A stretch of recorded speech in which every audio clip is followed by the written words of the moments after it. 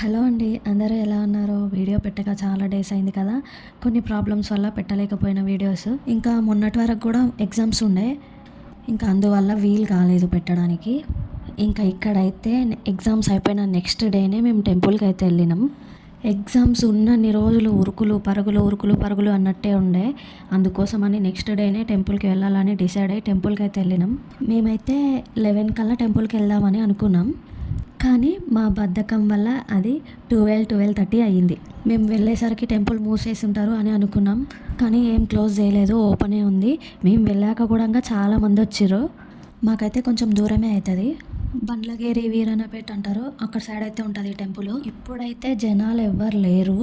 కానీ ఫెస్టివల్స్ అప్పుడు, శివరాత్రి అప్పుడు అయితే చాలా ఘోరంగా ఉంటారు జనాలు. ఇంకా ఇక్కడైతే దర్శనం అయితే కంప్లీట్ అయింది.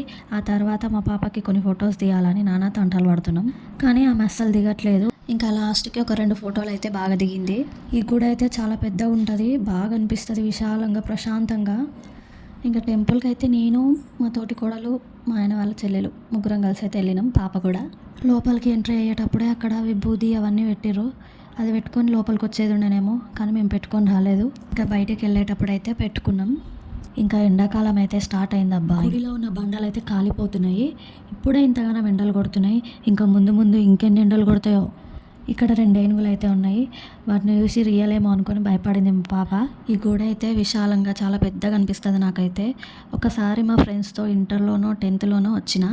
ఆ తర్వాత మ్యారేజ్ అయినాక కూడా ఒకసారి వచ్చిన. మళ్ళీ ఇప్పుడు శివరాత్రి అప్పుడు రావాలని అనిపిస్తుంది, కానీ జనాలను చూస్తే భయం వేస్తుంది. అందుకే శివరాత్రి అప్పుడు ఇక్కడికైతే ఏం రాము. చాలా పీస్ఫుల్గా బాగా అనిపిస్తుంది టెంపుల్లా. ఇక్కడ మా కుట్టి తల్లి అయితే బొట్టు పెట్టుకుంటుంది వాళ్ళ పిన్ని దగ్గర. ఇంకా మేము ముగ్గురం కూడా బొట్టు అయితే పెట్టేసుకొని బయటికి అయితే వెళ్తున్నాము. ఇక్కడ బయట పెద్ద శివయ్య విగ్రహం ఉంటుంది, చాలా పెద్దగా ఉంటుంది. అది ఎప్పటి నుంచో ఉంది. మా పాప అయితే విగ్రహాన్ని చూసి చాలా భయపడింది. వచ్చి మొక్కు అంటే కూడా వస్తలేదు అసలు, చాలా భయపడుతుంది. మీకు ఈ వీడియో ఎట్లా అనిపించిందో కామెంట్ చేయండి. వీడియో నచ్చితే ఒక లైక్ ఇచ్చి సబ్స్క్రైబ్ చేసుకోండి ప్లీజ్. ఇగో అసలు టచ్ కూడా చేయట్లేదు మా పాప దేవుని విగ్రహాన్ని. పక్కనే రావి చెట్టు అయితే ఉంది. రావి చెట్టు కింద నాగదేవతలు, అట్లనే ఆంజనేయ స్వామి చిన్న గుడిలాగా ఉంది. ఇంకా అక్కడికి కూడా వెళ్ళి తిరిగేసి మొక్కి అక్కడే చెట్టు కింద అయితే కొద్దిసేపు అయితే కూర్చున్నాము. మా కుట్టుతల్లి అయితే తిరుగుతుంటే ప్రతి ఒక్క రాయిని, ప్రతి ఒక్క దేవుణ్ణి, ప్రతి ఒక్క గోడని, ప్రతి ఒక్క చెట్టుని అన్నీ ముట్టుకొని మొక్కుతుంది. భలే అనిపించింది. ఇక్కడ కొద్దిసేపు అయితే చెట్టు కింద అయితే కూర్చున్నాం. ఇంకా ఇక్కడ గుడికి దగ్గరలో అయితే మా పెద్ద తోటి కోడలు వాళ్ళ ఇల్లు ఉంటుంది. డబల్ బెడ్రూమ్ ఇల్లు అయితే వచ్చింది వాళ్ళకి, అందుకే అక్కడ సైడ్ ఉంటారు వాళ్ళు. పోదామని అనుకున్నాం, కానీ ఆటోలు అవి లేకుండే. అందుకే ఇంకా సరేలే, ఎట్లాగో మధ్యాహ్నం అయింది, ఇంటికి వెళ్ళి తిని పడుకోవచ్చు అని చెప్పి ఇంక ఇంటికి అయితే బయలుదేరినాం.